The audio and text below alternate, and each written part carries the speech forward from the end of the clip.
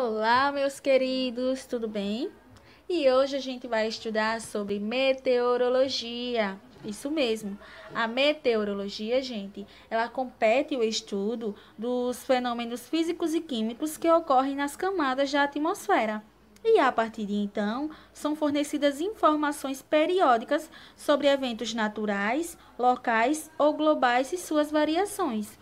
É muito importante, gente, essa meteorologia, porque a gente vai ter previsões sobre o tempo, sobre se vai chover, se não, qual a melhor época de se plantar determinado vegetal, qual não. Então, tudo isso é importante para que a gente faça essa previsão.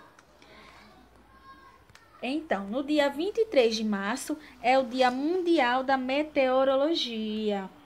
E aqui, o tempo atmosférico é o mesmo que o tempo meteorológico.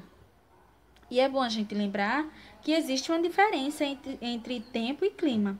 O tempo, ele é o conjunto das condições atmosféricas que a partir de então ele ocorre em um tempo curto, geralmente em horas, dias, semanas.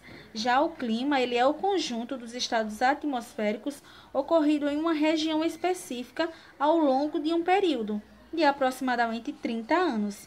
Então, o conjunto de informações sobre o tempo ao longo dos anos, ele é utilizado para estudar e definir o clima. E agora a gente vai falar um pouquinho sobre as estações meteorológicas. Essas estações, elas nos fornecem informações sobre o tempo atmosférico, na qual devem ser coletados e analisados diariamente. E essas coletas, elas são realizadas em estações meteorológicas. E elas estão distribuídas por todo o mundo. E elas são divididas em convencional e automática. E então a gente vai diferenciar agora as estações meteorológicas convencional e automática.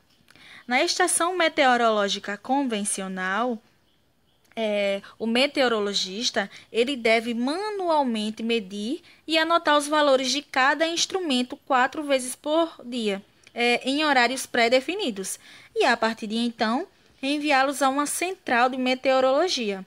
Além disso, gente, cabe ao meteorologista verificar visualmente o céu como um todo. A partir de então, ele vai verificar se há muitos tipos de nuvens, se há ocorrência de névoa ou nevoeiro, etc. Já na estação meteorológica convencional, nesse tipo de estação, há um equipamento automatizado ligado a vários sensores que vai medir os parâmetros meteorológicos. E a partir de então, realizando registros minuto a minuto e transmitindo de hora em hora, de maneira automatizada, à central de meteorologia. E a gente vai falar agora sobre os instrumentos de medição meteorológica e seus parâmetros.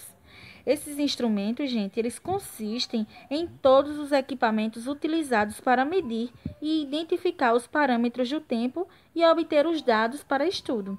E o primeiro que a gente vai falar aqui é a temperatura. Gente, para poder medir a temperatura, há um termômetro, não é isso? Então, há termômetros que eles indicam a temperatura do exato momento em que é medida, e outros que vai verificar a temperatura máxima e mínima de determinado dia. Já o termógrafo, que foi esse que eu grifei aí, ele além de medir, ele registra as temperaturas continuamente. O outro parâmetro que a gente vai falar aqui é o vento. Para poder medir esse parâmetro, ele vai ser por meio desse aparelhozinho aqui, que a gente vai chamar de anemômetro.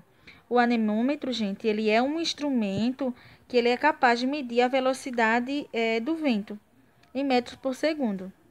E esse equipamento ele pode apresentar-se vinculado a uma peça semelhante ao anemoscópio, que ele vai permitir a medição da direção do vento em graus. Então, vai medir também a velocidade pelo anemógrafo. E a partir de então, vai ser registrado de maneira contínua. O próximo parâmetro que a gente vai falar é a pressão atmosférica.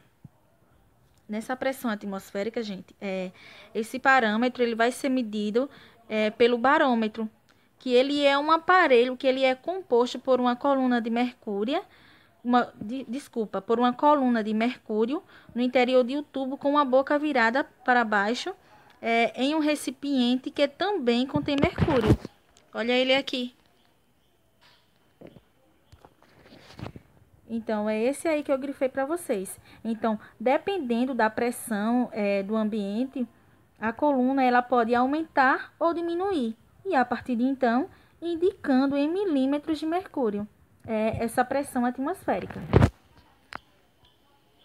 Já que a evaporação, gente, a evaporação ela é realizada por um evaporímetro e tanques de evaporímetro e tanques evaporimétricos. São esses aqui. Então, esses tanques evaporimétricos, gente, eles correspondem a um reservatório raso de água que contém em seu interior. Então, a partir de então, vai ter um objeto flutuador preso ao micrômetro, que é um instrumento que ele vai medir em milímetros a variação na profundidade da água. E a partir de então, vai indicar o quanto de evaporação que ocorreu. O próximo que a gente vai falar aqui é a umidade, que é o que a gente chama de umidade relativa do ar. Que ela é medida pelo aparelho que a gente vai chamar, esse aqui, que a gente vai chamar ele de psicrômetro, que ele é composto de 2 termômetros dispostos, ou seja, um do lado do outro, não é isso? Então, um termômetro é seco e mede a temperatura do ambiente, e o outro ele tem um bulbo que ele vai ser envolvido por uma gaze permanentemente molhada. Então, a evaporação da água na gaze, gente, ela faz com que o termômetro ele indique uma temperatura inferior à do termômetro do bulbo seco. Então, a partir de então, é que a gente vai identificar essa umidade. O próximo que a gente vai falar aqui é a precipitação pluvial, que ela é medida pelo pluviômetro. Então, esse pluviômetro, gente, ele vai indicar a medida da quantidade de água que vai cair das chuvas, não é isso? Então, à medida que chove, o nível da água que ele vai entrar no cilindro, ele aumenta e a partir de então, ao parar de chover, é possível verificar quantos milímetros de chuva caíram. E a radiação solar. Gente, os instrumentos responsáveis por medir as variações na intensidade da radiação solar são o piranômetro, que é esse aqui, e também o piranógrafo, que ele também vai realizar o registro dos dados. Já o heliógrafo, esse aqui, ele mede e registra o período de insolação. E agora a gente vai falar um pouco sobre os instrumentos que medem mais de um parâmetro. Começando aqui pelos balões meteorológicos, que eles coletam informações sobre o tempo em camadas mais altas da atmosfera. Já os radares meteorológicos, eles coletam informações sobre o tempo em camadas mais altas da atmosfera. Gente, esses radares meteorológicos, eles são análogos aos radares aqui dos morcegos. Por exemplo, os morcegos, eles emitem, né, essas ondas de som. E a partir de então, quando essas ondas elas encontram um objeto, elas retornam para ele. E a partir de então, eles têm mais ou menos uma noção da distância que está do objeto. Da mesma forma é o que acontece com os golfinhos. Olha que interessante, né?